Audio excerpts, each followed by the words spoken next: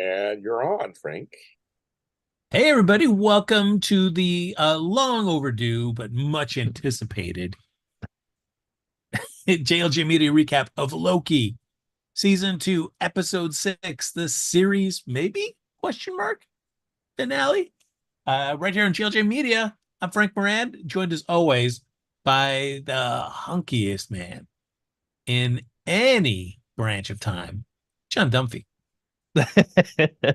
Oh man, hunky, huh? You think I'm hunky? Yes, absolutely. Wow. All right. You're pretty hunky yourself. Get out. No, no, no. Uh, oh, Kim McAndrew, who's usually is our third, to make our little triumvirate of recappers, is under the weather, so she won't be joining us. So it's just going to be two dudes talking Norse God. Yeah. As always, folks, thanks for joining us here on GLJ Media. The YouTube channel and stream are up and running. So if you've got any thoughts or comments, speculations, questions for John Dunphy, about what makes for a great campfire, or any potential strategies that you might want to employ if you're to go find yourself on a competitive reality show, ask them in the chat. I know, getting some recipes from John was a huge success. The last go around, we did this Q&A with John Dunphy. So keep them coming. John will have, that's just the quality that you'll see. Like John's response, that's what he's giving you if you ask him a question. Yeah. Yeah. And as always, the super chat's enabled. So if you feel like you'd like to do a super chat, JLJ Media would be extremely grateful. But John, I know it's been a few weeks since the finale happened. How's it been sitting with you? Uh Man, I had to watch it again because I didn't want to come in like 2 weeks after watching it without seeing it again. So, but even before I rewatched it, like there was just a lot from this episode that really stuck with me. Like I thought that they did a great job of wrapping up this season. If it is the end of the series, I think they did a great job wrapping up the series. Um, and I think there was just Tom Hiddleston is amazing. Like he's brilliant.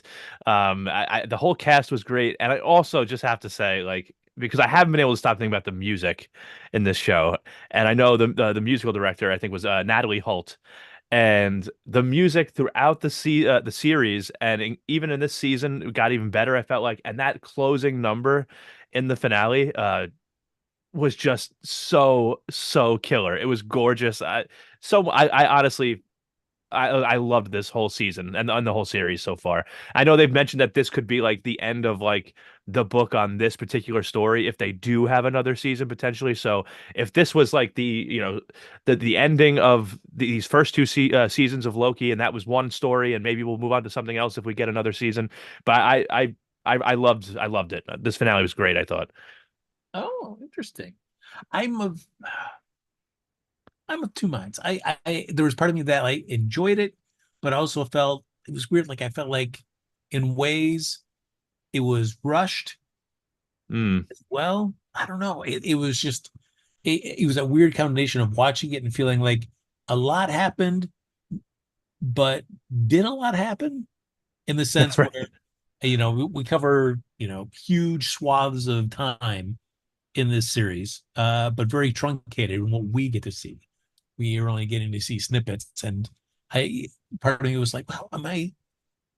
Uh, I felt like robbed of some more moments I would have liked maybe with more personal conversations between either Loki and Morbius or even Sylvie and Loki. I don't know. I just threw there like we got a little bit, but I just felt like, ooh, I think I would have liked a little bit more.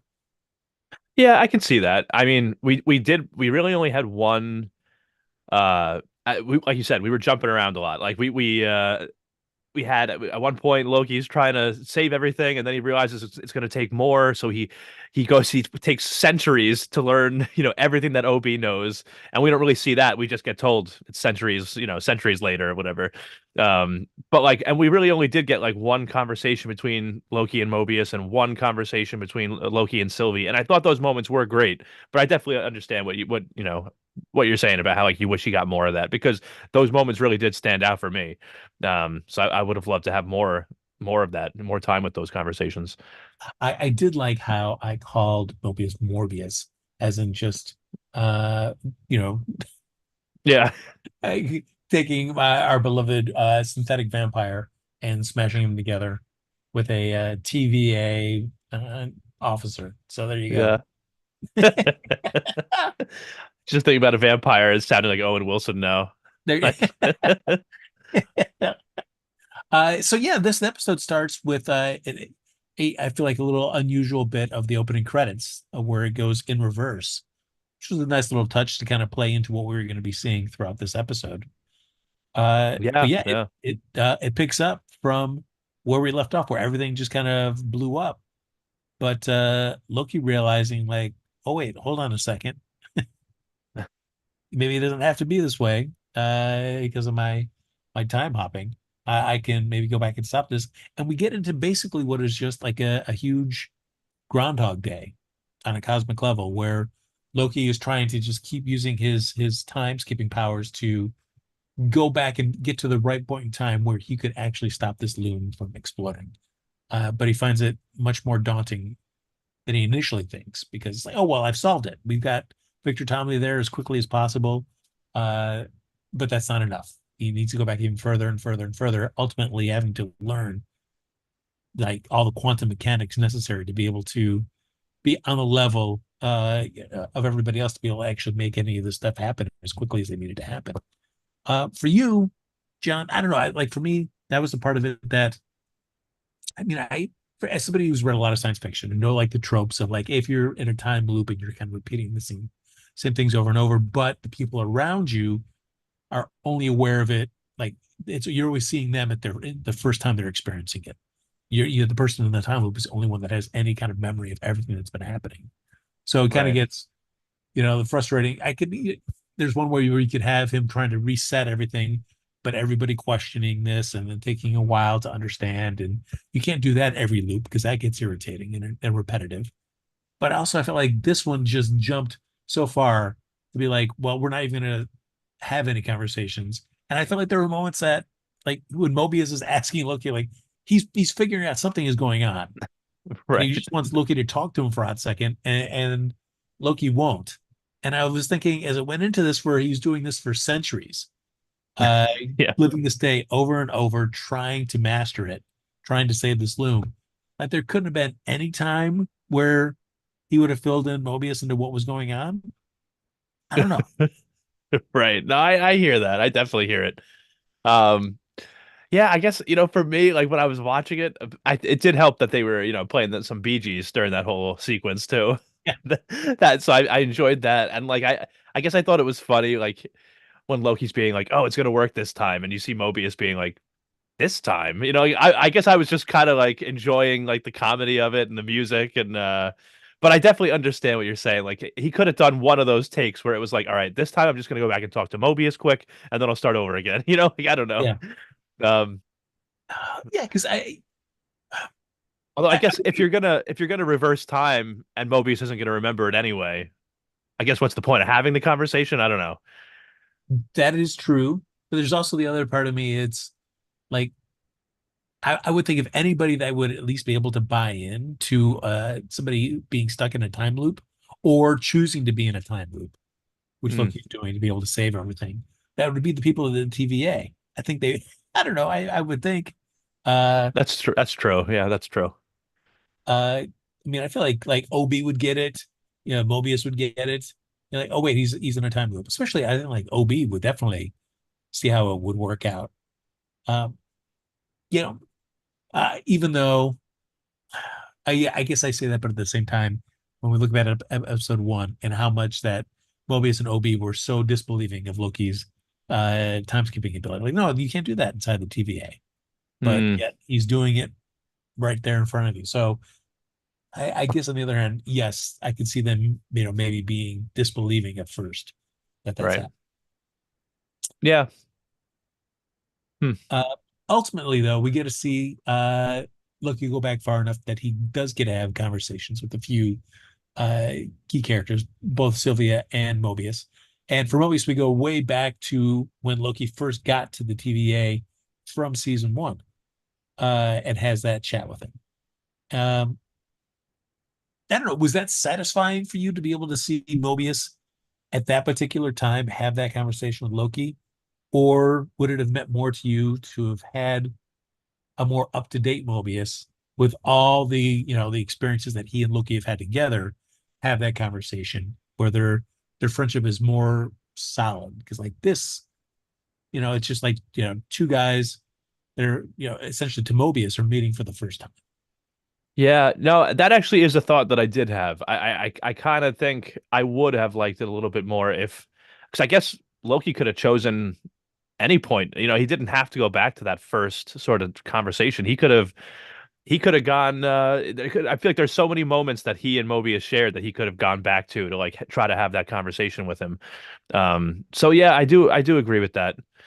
Um, I don't know. I'm trying to kind of think in my head about like why. I guess there a particular reason why Loki went to Mobius in that time period. Like did he want to talk to him in that like first meeting that they have rather than like with all the with that rather than having like the relationship that they've built? Like was there a reason you think that he wanted to go back to that point and not to when Mobius does have this relationship and he knows him so much better? Like I don't know what the reason would be necessarily, but I wonder if that would, that has anything to do with it. Does he feel like Mobius will be more honest in that moment with him or something like that? Because they don't know each other as well, and Mobius is still so bought into the TVA, so he's just gonna say what he thinks without. I don't know. I don't know.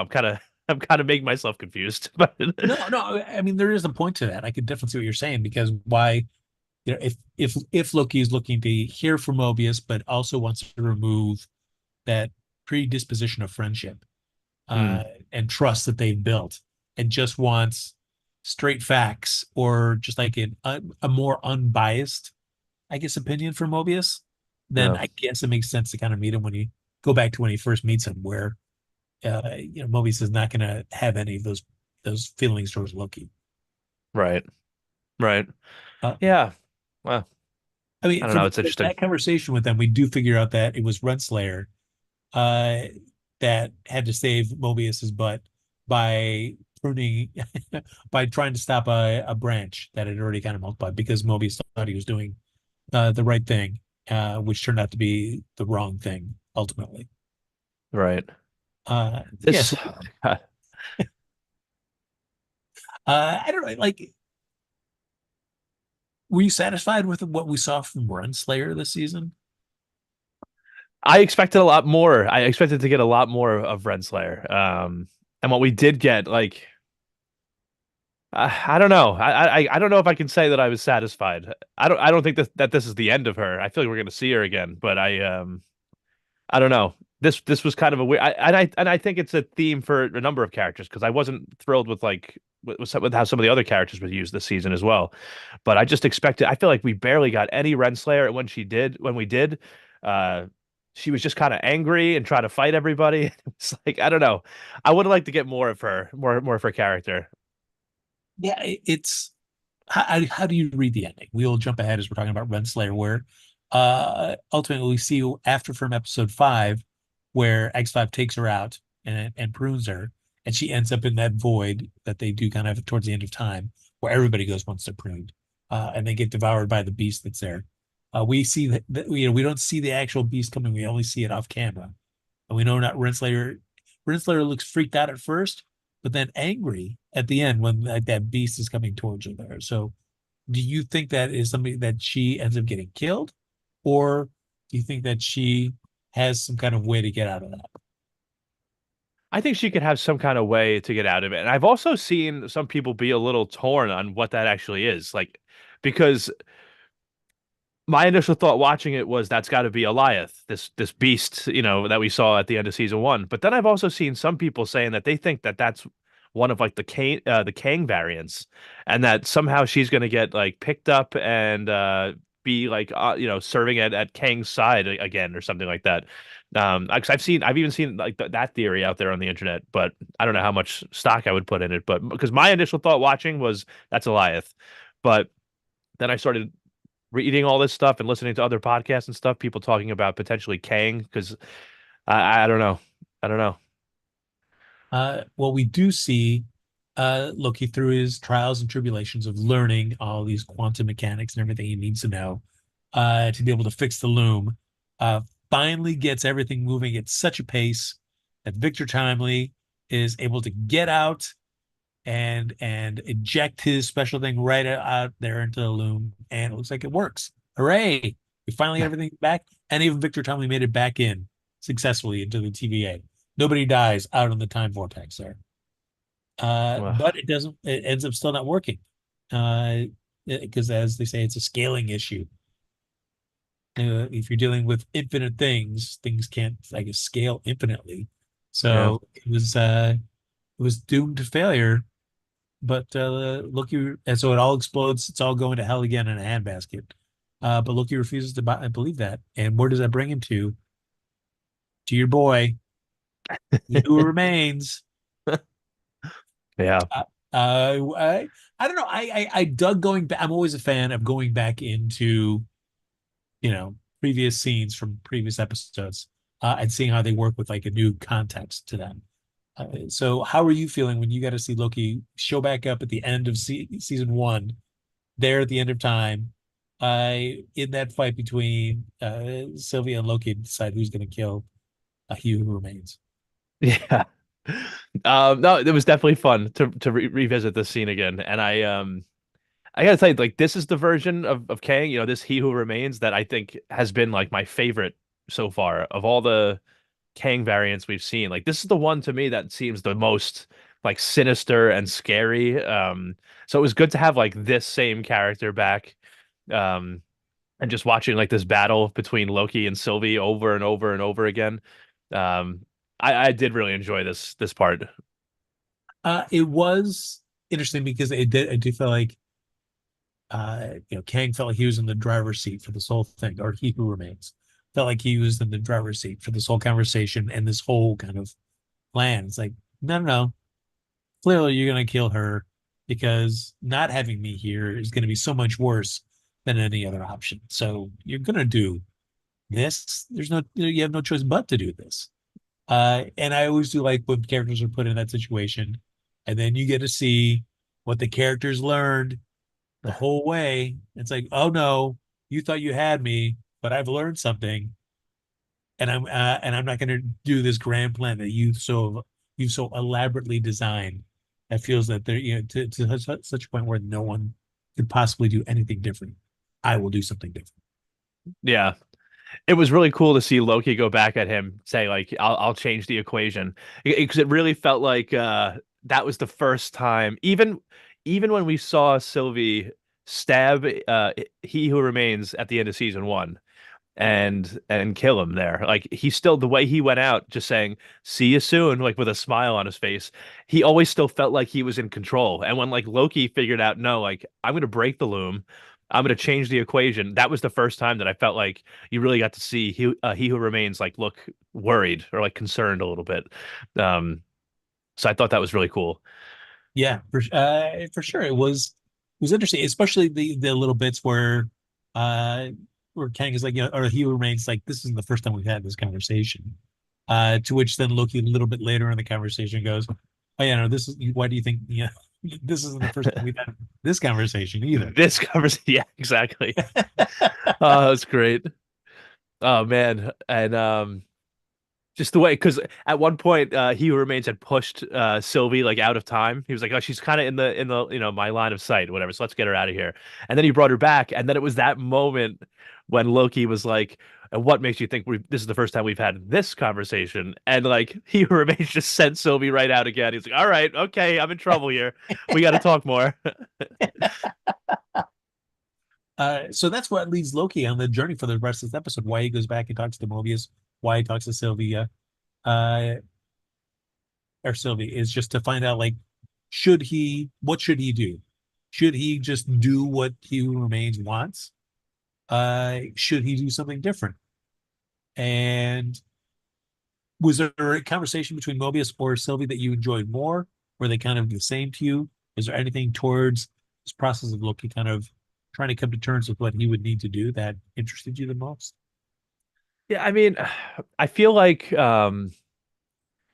I did enjoy the conversation with Mobius.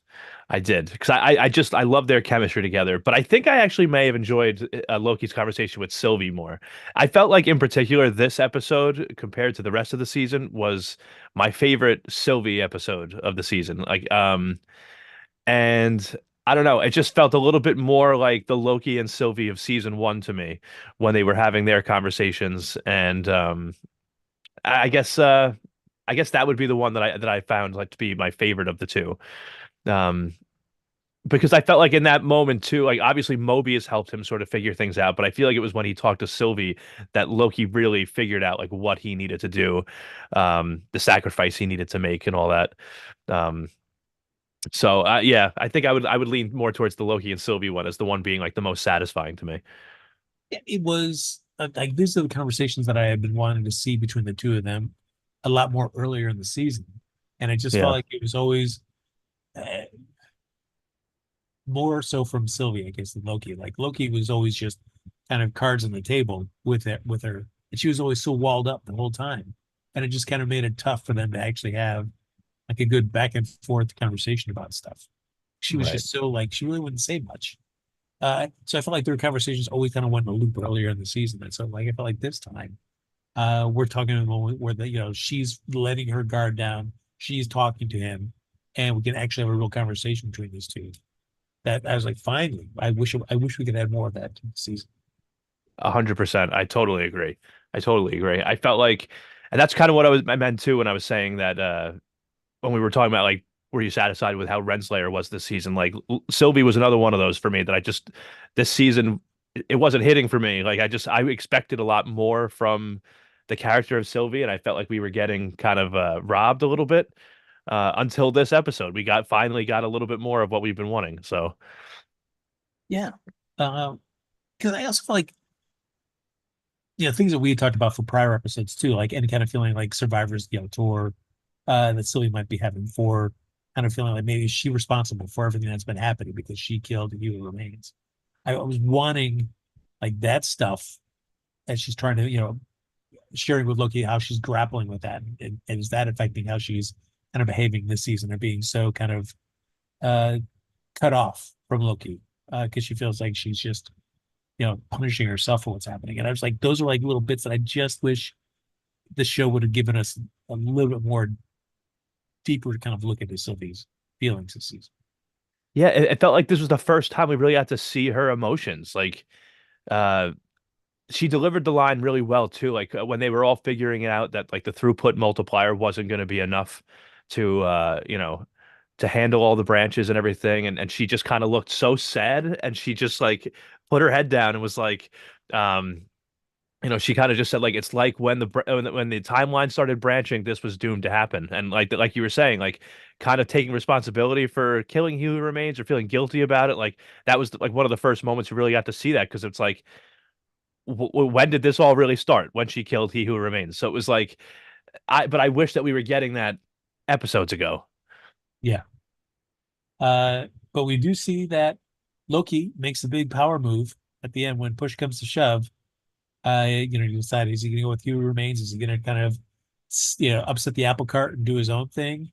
That when everything kind of goes kablooey, he's like, no, I'm going to do something different. I'm going to just head out there myself, right on that gangplank, and fully kind of embrace this move of being not necessarily the god of mischief, but like the god of stories and timelines, where he's just he gathers up all these timelines and kind of recharges them again with his magic, and like ascends the throne and becomes essentially the new He Who Remains. But instead, it's Loki this time, kind of overseeing all those timelines.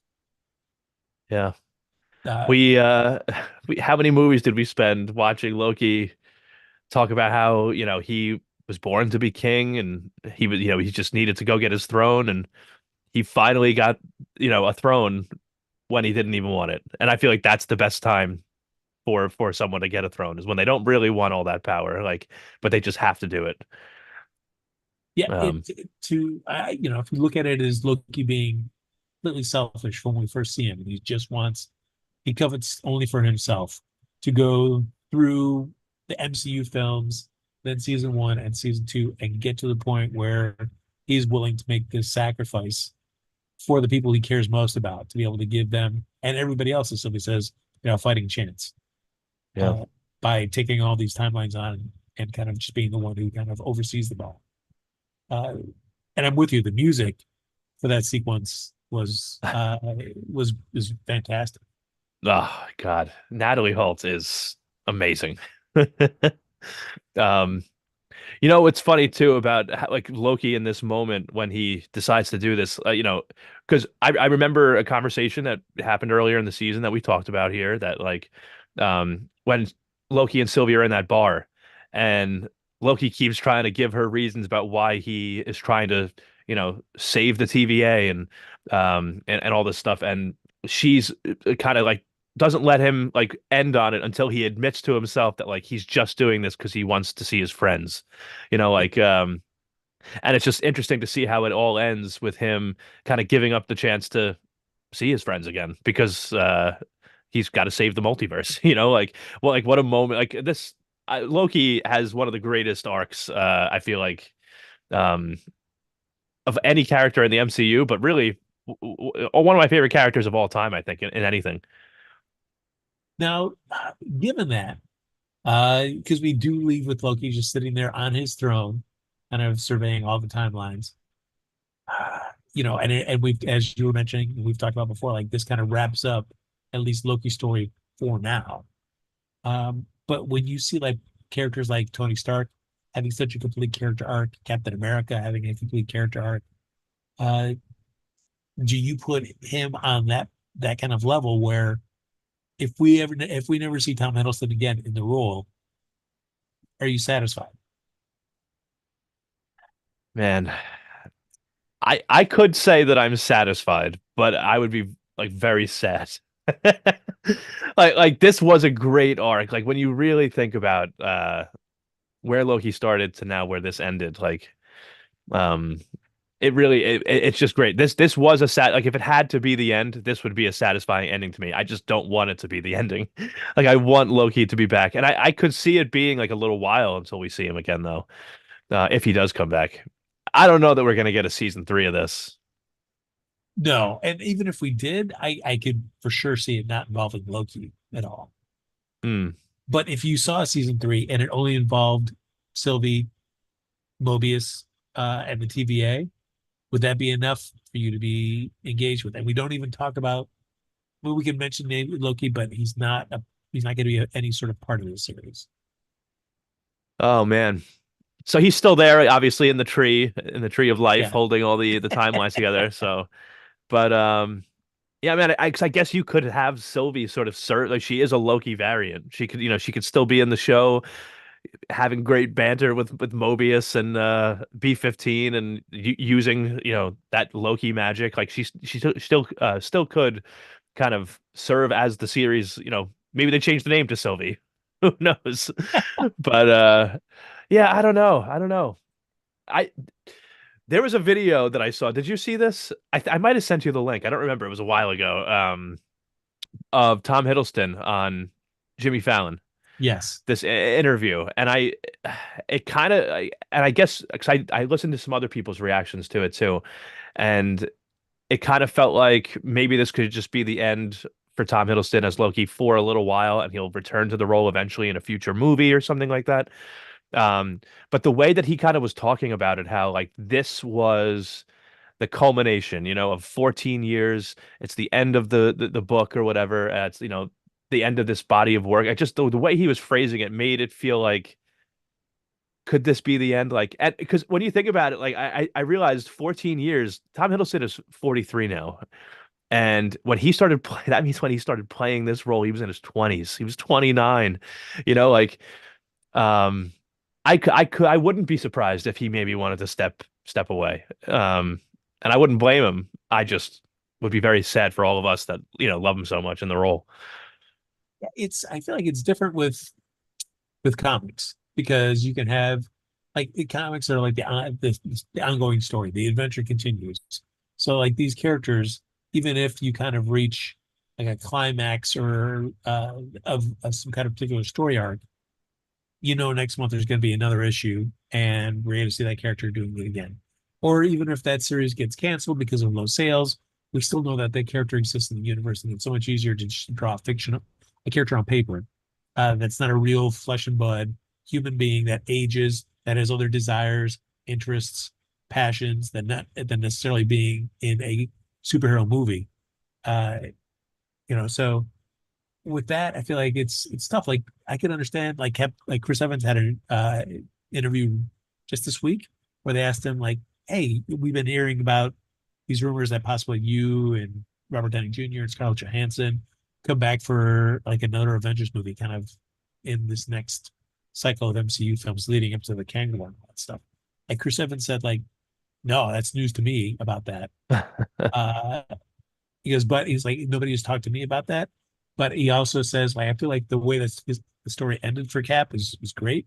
And so it would Mm. need to be a really strong story and a strong reason for me to like want to go back and do this, just because he's so protective of the original work that he did on that character.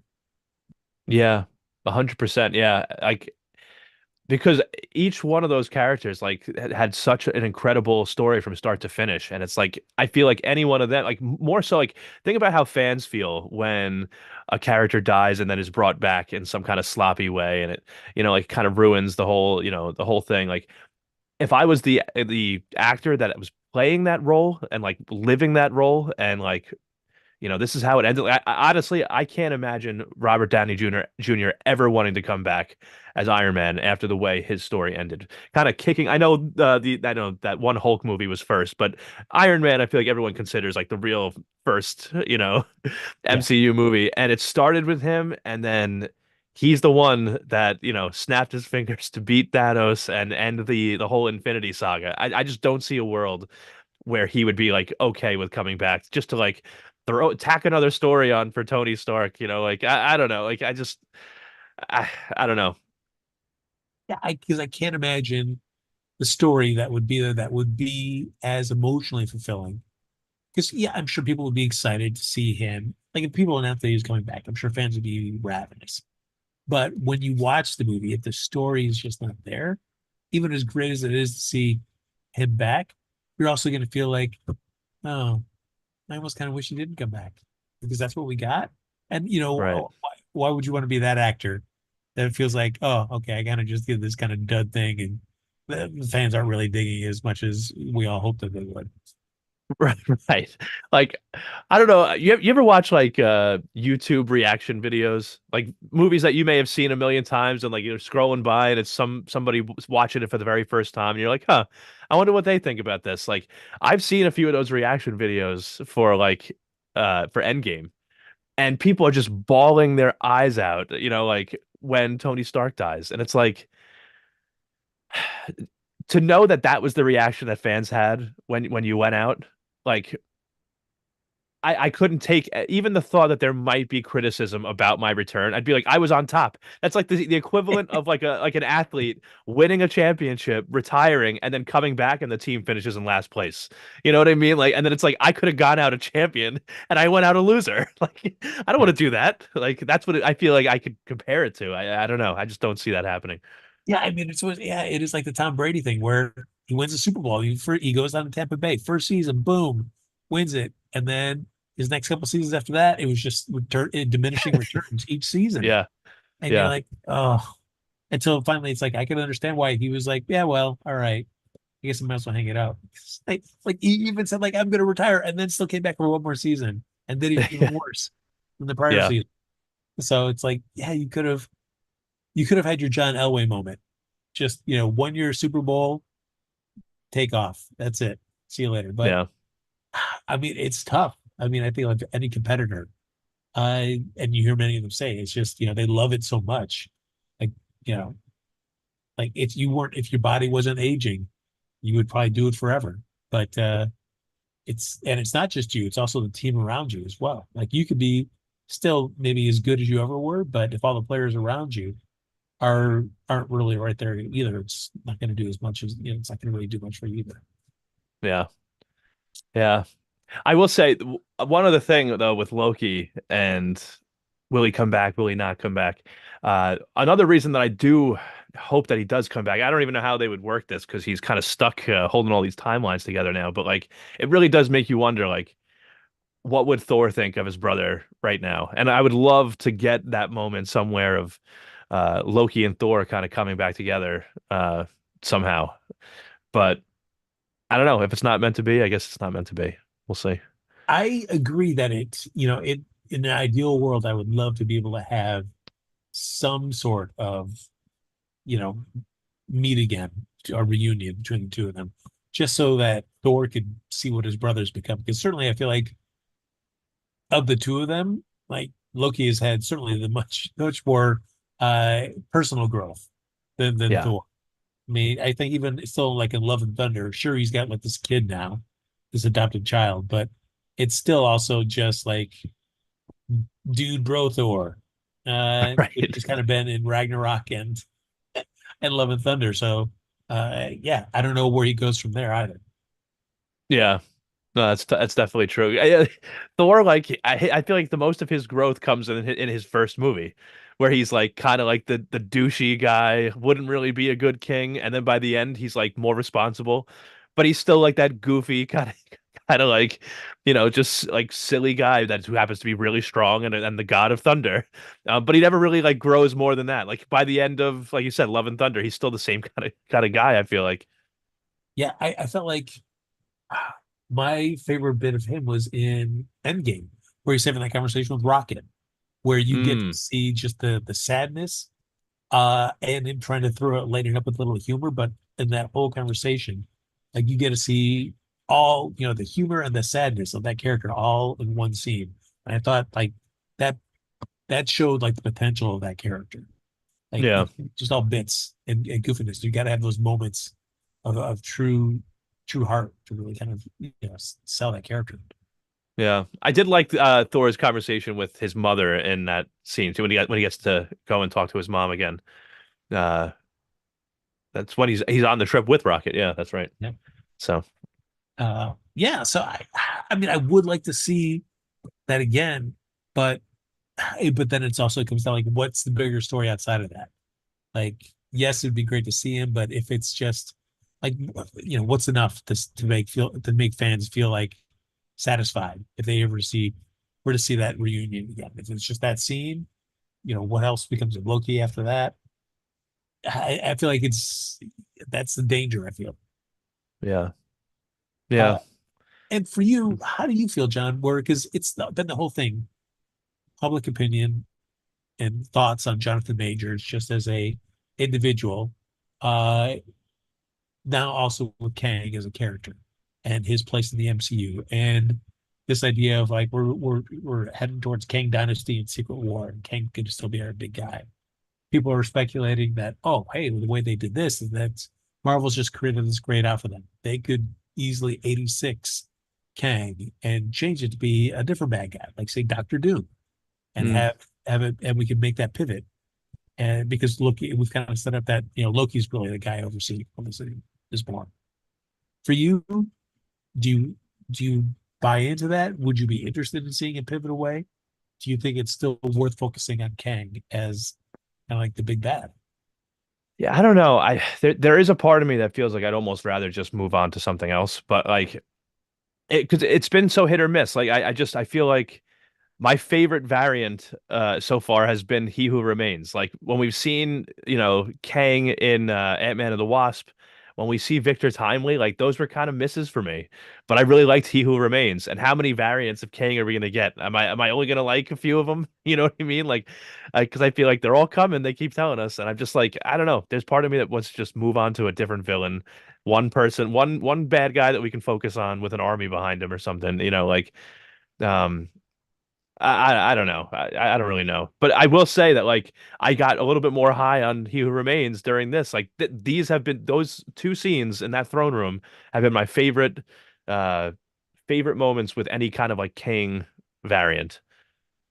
Yeah, it's because you got to feel like your bad guy is kind of to make him more imposing that he's really got control of the situation in ways that you're not even knowing. So supposedly, if he's always knew that Sylvia would kill him, things would go to hell, these branches would happen, and they would realize like, uh-oh, we got to go back and stop him from ever getting killed. That's our only way we could possibly save everything from happening again. And then then you get to see like what seems like such a inescapable trap. How can Loki get out of Yeah, that? just blow it up. Yeah, yeah. I don't know. It's yeah. Yeah, like we've talked about before, like with Thanos, I feel like the little bits that we got to him in each movie just get you more excited and more interested to when Endgame started. You're like, and they were just and like Thanos is just right there, right from the get go. And the first thing he does is he ends up, you see him, he's destroyed all these people from Asgard. Uh, he then gets into fight with the Hulk and just cleans his clock, and then he kills Loki. Yeah, Like from get go, he's right there. It's something that we've only kind of seen in end credits. Now, where it's his big movie, he is front and center, and he is showing how badass that he is. And I just yeah, don't think we've ever got that with Kang so far. no, definitely. I just feel like the rollout of like the multiverse phase of this whole story, I feel like has been just a little bit sloppy. I feel like the multiverse storytelling has been sloppy. The Kang storytelling has been a little sloppy. Like it's almost like I felt like it could be a good idea, a fun idea, this whole multiversal war and all that, but I just feel like some of it's been Loki, I think Loki as a series has done the best job of of making me interested in this phase. Um, but other things like Ant-Man and the Wasp, I was very excited to see like the first movie with a Kang, villain. And just I don't know, it just didn't really hit for me, and I just yeah, and I know we have talked about this before. Is the difference that we got Thanos in little post-credit scenes before, so it was just kind of building the anticipation, and now we're getting too much Kang too early, and it's just kind of you know just I don't know, I don't know. Yeah. Well, I mean, I know we've talked about this before. When you constantly see Kang looking like a chump, it doesn't really get you excited to see more of him. Like, why are we supposed to be wanting to see more of this guy? When he is on, he's annoying. So Right, right. The first time we see him, he gets stabbed. The next time we see him, he's getting turned into spaghetti. It's yeah, well, I mean, on the positive note that did bring in Michael Walden from Loki to now be the new writer of Kang Dynasty and Secret War. So, I mean, as of right now, they've shown no indication of wanting to pivot away from Kang as being the big bad guy. So, I mean, I feel like the likelihood of seeing a Loki appearance probably increases by having that writer involved. yeah, Uh, because I feel like the big thing to answer out of this coming out of Loki, with Loki now assuming the role of he who remains and being, the master of time or stories, is like where does that leave all these other Kang variants that are out there? Like, do they know what's happening? Like, wait, there's actually somebody above us, and that's right. Loki. So I don't understand now how Kang and Loki were late with all these other Kang variants and how the two of them kind of uh like what's their hierarchy and how much do these variants know of Loki? Yeah, it's very interesting. And I also wonder, like, Loki is powering all these timelines, right? And it's like there was this so right at the end of the episode where Mobius is standing there outside of, hit one of his variants' house with the kids or whatever, and he says, "Let time pass." I had the captions on, and I didn't notice it at first, but the second time I watched it, I did with the captions on. Um, that as they start to go back, the camera pans through all the timelines back to Loki at the center of center of it all, and it just keeps like very quietly repeating, like whispering, like the words "let time pass," just let time pass over and over again. And I'm wondering, like, and that's when we also it kind of panned in on Loki's face, and he had a little bit of like a smile on his face, and it made me wonder, like, did Loki hear that? Like, is he able to kind of see and hear some of what's going on in these timelines? Is he able to watch out for some of these Kang variants, and is he like somewhat aware of like when one of them might show up and start causing problems? Um, yeah, I don't know. I just thought it was interesting that we heard Mobius say that, and then as they panned in to Loki, you know, holding all the timelines together, just hearing the words echo over again, and him smiling made me feel like, did he just hear that? Like, like how much can he see? Yeah, I guess that's the other thing too, is like because Loki's holding all those timelines together, does that mean that he's forever stuck there? He can know, like, because if you look at the, yeah, I don't know. I mean, he remains. I guess we were on the sacred timeline, so there was only one timeline to worry about. So we weren't going to see a bunch of timelines stuck to him. But even then, it wasn't like he had one timeline stuck to him while he's sitting in that chair. So he was able to get up, move around, do his own thing. So is Loki able to kind of, are those more metaphorical uh time branches, and he's able to just kind of get up and do his own thing and jump into these different time streams and branches if he wants to? Right. That's a thought that I had too. Like, um, I and that's why I'm hoping I'm hoping that like this isn't like all we get because I feel like there's more to tell around what's happening with Loki there sitting on this throne. Um, yeah, I don't Well, know. certainly by the end of it, we do see we go back to the TVA, where it seems like business as usual is kind of come up again.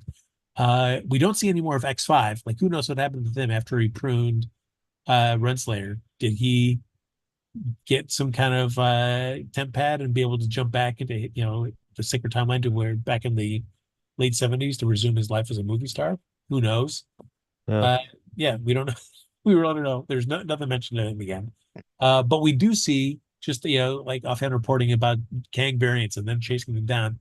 And it really doesn't seem like these Kang variants are like any big deal. It's like, oh, it's just a day in the life of the TVA, just chasing down Kang variants, which again is just another reason of just like really diminishing Kang in this. So it's like, Right.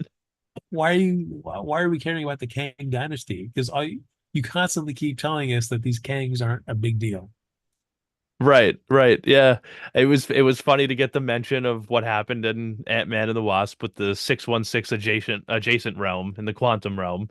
Um, but like other than that, they said B-15 asks Mobius, do any of them even know about us, about the TVA? And he's like, no, no. And even the one that Ant-Man and the Wasp beat in the quantum realm wasn't aware of them either Yeah. because like it's not like he knew about them. All Mobius brought him up for was because just that, there was one that we knew of, and it was taken care of by a couple of insects.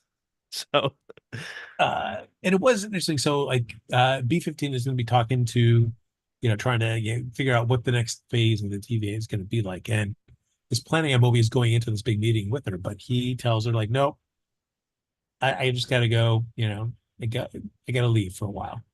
But it made it seem like he was permanently leaving. Yet once he gets back to his house on the sacred timeline and yeah, I guess it's a sacred timeline. No, it was a branch, wasn't it? But he sees him with mm, his sons, and it's just standing out there outside watching it. And Sylvie comes up. I mean, it seems like it's a more open door if Mobius is going to go back to the TVA now. that's the impression I got too. It almost seems like he could maybe just wander around a little bit, figure some stuff out, and then I just feel like at this point the TVA, like he was such a big part of the TVA. I feel like even before Loki got there and Sylvie, became such a big thing. Like I felt like he was such like a good employee of the TVA, and then he got to actually be because we saw the conversation between him and Loki about kind of like the burden and the TVA not bringing any comfort, and it's like he decided to leave right at the time when their motto changes to let's grow together. And it's like the TVA is finally a place where maybe you can find comfort, like knowing the work that you're doing is good, um, helping keep people alive and keeping the timelines going, and um, so I feel like I could see him needing some time away and then saying, I'm going to go back.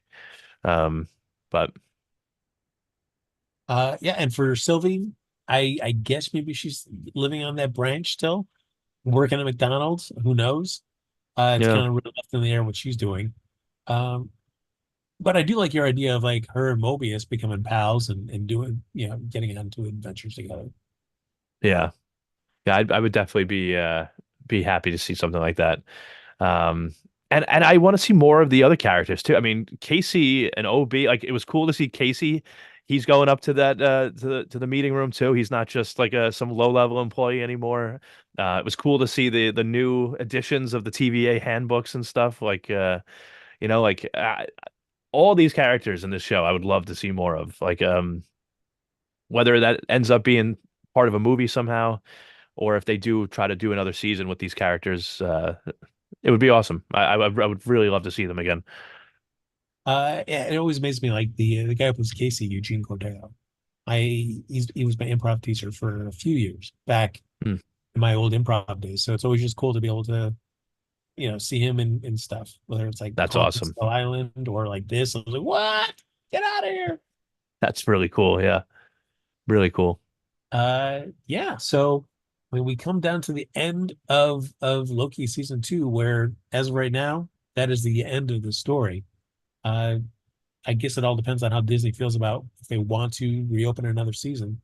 I feel like they only do that if it feels like it somehow plays into and can set up some stuff in Kang Dynasty or Secret Wars. Yeah, I mean, otherwise, I don't know what would be the purpose of going back to that. yeah, yeah. I don't either. Uh, but I mean, it's been a very fun ride. In Yes. what's because it's been tough to follow up Endgame, but Loki and there's been some other good shows. I've enjoyed most of the Marvel shows, but this one it was just for me a cut above the rest. Um, yeah, Yeah, I mean, it's, we end as the episode's called Glorious Purpose, which is what the first episode of Loki season one was called. I mean, if we're kind of treating it as a snake eating its own tail, we've kind of gone back. But I mean, the cool thing is, by the time that snake gets back to its tail, it is a much different snake yeah. than what we saw at the beginning. So there is definitely a huge character growth in that character. 100%, 100%. Uh, So, John, if uh, you were to power rank your Marvel TV shows right now, where does Loki fit in? I think Loki's got to be number one for me. Loki's got to be Whoa! number one. Yeah. All right. Um, I don't know why. You got a different one or I mean, I guess I'd be hard pressed to. I, I mean, I guess I would go probably as a more emotionally character satisfying series. I guess I would have to go Loki. Then probably WandaVision just for its uniqueness. yeah, that's Then my number two. Yeah. I think I'd go She-Hulk after that, just because it was just Ooh. fun and goofy and light, and I don't know. I was good with that. Falcon and the Winter Soldier, I felt it was too long and too padded and didn't Okay. deliver me as much as I would have liked to. Moon Knight, I still haven't watched. It's a one Marvel show I have not watched yet. I enjoyed Moon Knight, but I know a lot of people from what I've seen did not. But I actually really did like it. I will say like I my rankings I think are fairly similar to yours.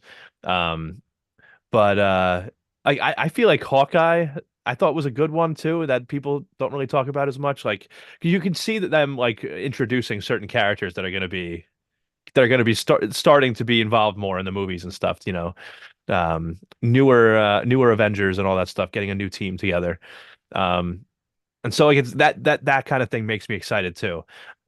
Is that even if some of the shows or some of the episodes in the seasons aren't like the greatest thing that Marvel's put out, like you can see what they're trying to build towards and who they're trying to build it with. So For sure. And I'm down if Marvel wants to do more stuff like Werewolf by Night, where it was just like, like an hour long thing, but it was just like a one story. It was great. You didn't, because sometimes I feel like even at 6 episodes, a series can be padded. And it's like, we probably could have done this in four. It have made it mm, really tight and succinct and given us a much better thing. So if Marvel wants to kind of just do, you know, lower episode counts, but give us a really tight, really rich story, I am all for it. yeah, yeah. Huh. John Ah, Duffy. God, man, where do we go from here? It's like I can't even imagine. Like, I just can't wait till we start getting into more Marvel movies because I think Deadpool 3 is the only Marvel movie we're getting the rest of the year or in 2024. I mean, It is. um, We will get at least see the TVA in that. So yeah, yeah, probably like a different side of it. As far as I know, there will be no B-15 or Casey or Mobius in there. So We'll see different people at the TVA kind of seeing a different side of it. So it'll be interesting. Okay. Huh. Yeah. Uh, and then we have Echo coming out in January. Okay. Okay. Yeah. So, which will I think will be different from the other stuff because it's also streaming on Hulu and all the episodes are coming out at once. Oh, okay. Interesting. Which, yeah, I don't know. I don't know if I'm digging that because I feel like Marvel. I mean, I certainly know that like Netflix kind of really did the whole binging thing, but I felt like the benefit of going back to a weekly release like Disney Plus is doing, especially with WandaVision, maybe less so with other ones, is that it gave you the time to kind of really chew on it, think about it, kind of hear what other people were thinking about it. It was more part of the conversation as you were waiting for week for those episodes. And I feel like when you binge it, there's a momentary kind of big burst of conversation and then it quickly fades. Yeah. Yeah, I agree. By the way, speaking of WandaVision, are we getting an Agatha series still? Is that That is, happening? it's filming. I think it's coming. It should be coming out for Halloween next year. Oh, sweet. Okay. Okay. Because I've been excited about that, but I feel like I hadn't heard anything for a little while, so. It's a spooky good time.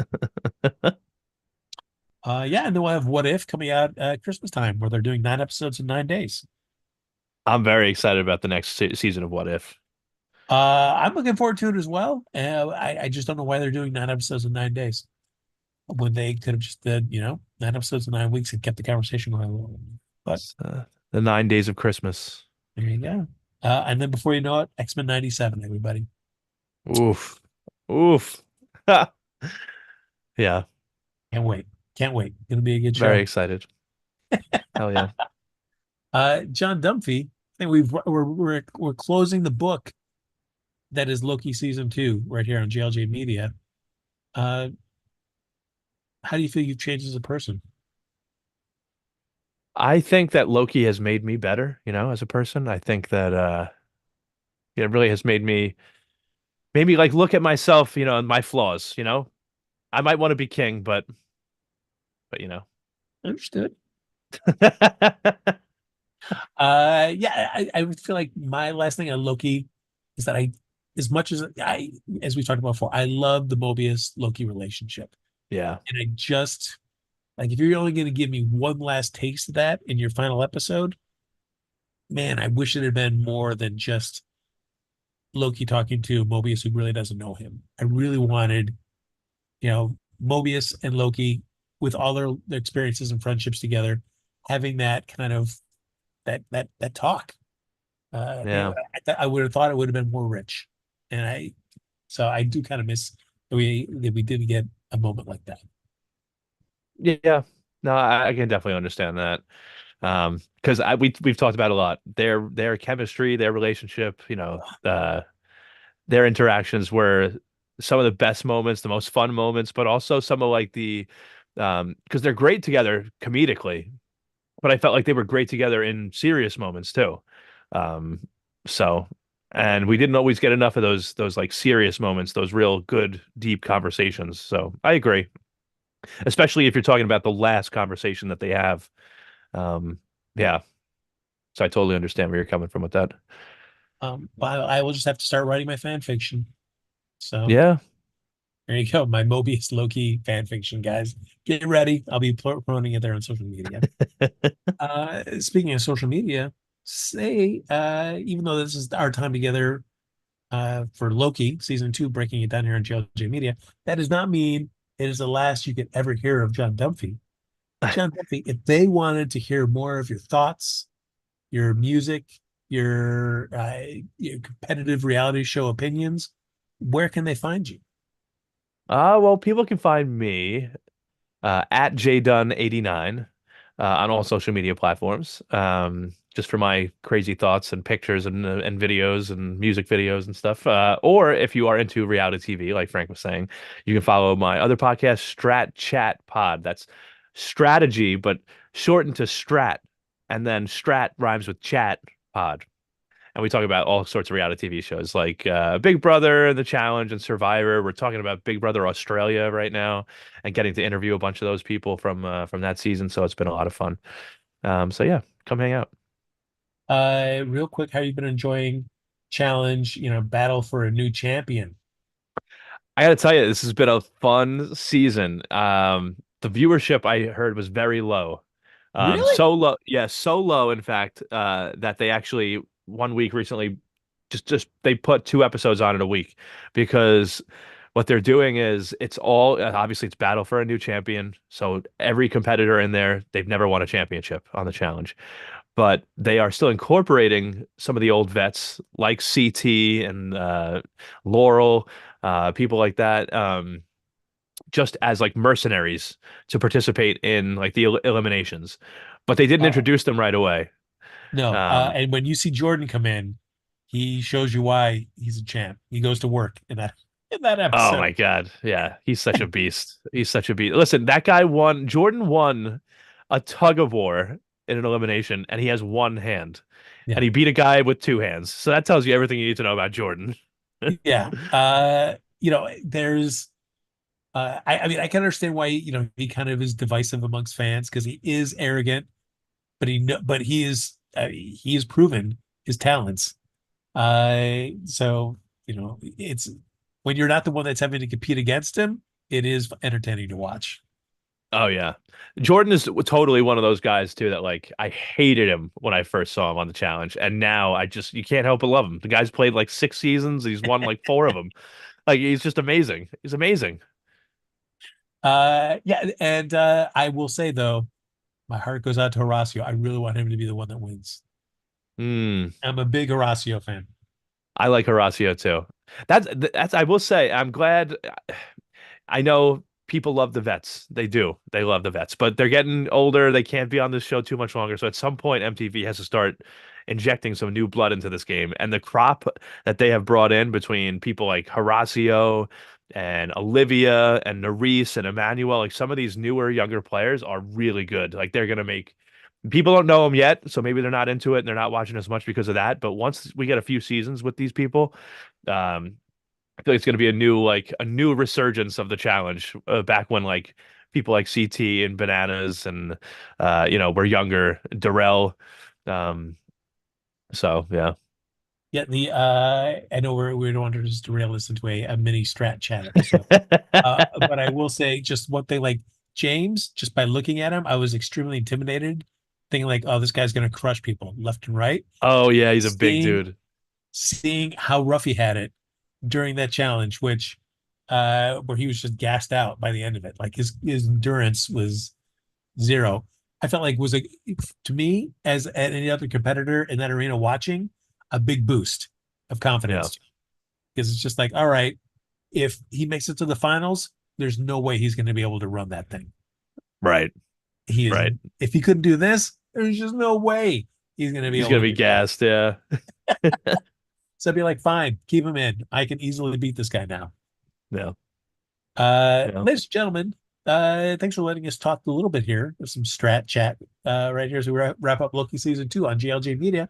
As always, make sure you're checking out GLJ Media on all social media handles to find out all the latest and greatest TV shows and audio dramas that are coming your way.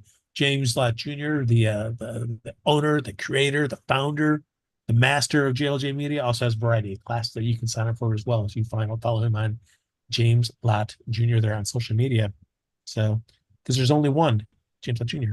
That's right. That's right. For me, follow me on Twitter, Instagram at HappyGoJackie. And thanks everybody for chiming in with your thoughts on Loki season 2 right here in the chat. We really appreciate it. And make sure you reach out to John Dunphy for any best pickup line. John Dunphy, if you're wondering how you can maybe open that door with somebody you're really interested in, reach out to John. He can give you a great introduction line. They can open those doors for you. Yeah. That's right. That's right. I come up with great ideas for Christmas gifts too. So if you're looking for something to get, I'm the master of coming up with great Christmas gifts. So There you let me go. know. He's a one-stop shop. He's a Renaissance man, ladies and gentlemen. That's gonna do it for right here. Loki season 2 right here.